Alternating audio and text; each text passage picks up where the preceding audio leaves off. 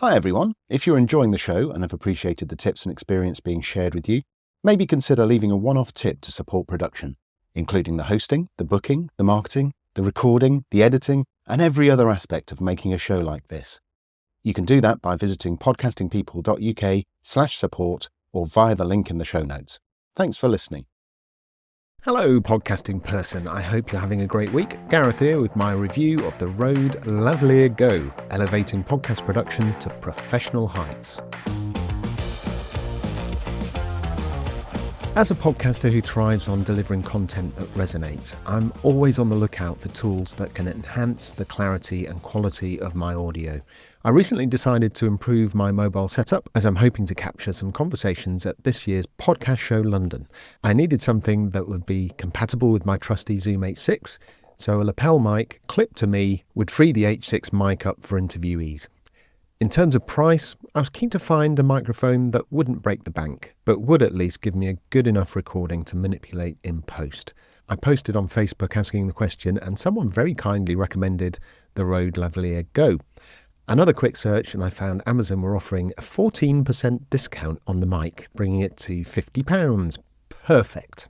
The RØDE Lavalier GO comes in a handy little pouch, but that's it. I had to look up a video on YouTube, my go-to for pretty much everything I don't know, to figure out how to attach the clip, but it's easy once you know how. One important thing to note is that in order for the mic to work, you need phantom power.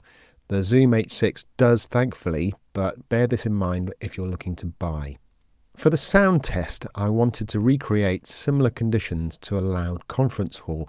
I tested in two environments, at the pointy end of the loudness scale by a local river weir.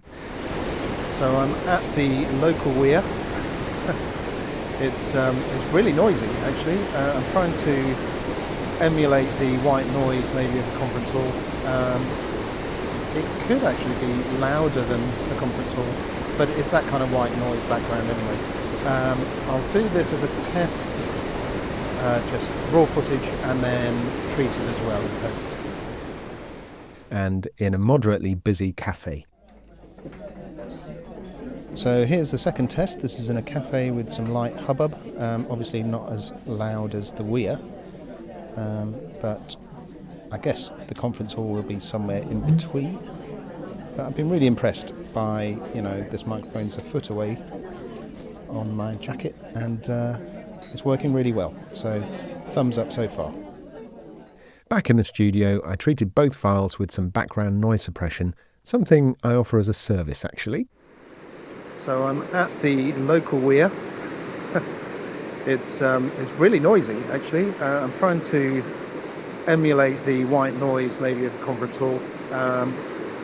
It could actually be louder than a conference hall, but it's that kind of white noise background anyway.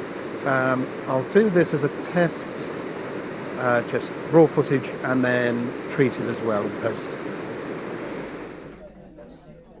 So here's the second test. This is in a cafe with some light hubbub, obviously not as loud as the weir, but I guess the conference hall will be somewhere in between.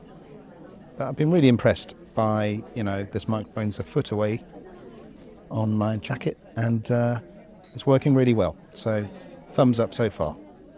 The only downside I could think of with this mic is that the wire is pretty thin, which means it's vulnerable if it's not treated gently.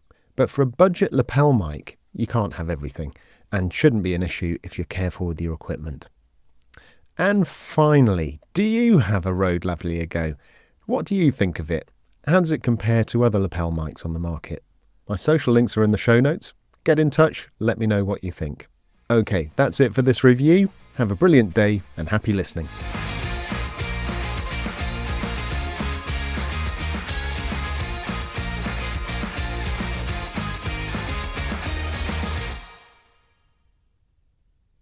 Like the sound of this episode? The Sound Boutique can help with your show too, from fixing problem audio all the way through to producing full shows. Visit thesoundboutique.com today to start a conversation. The link is in the show notes.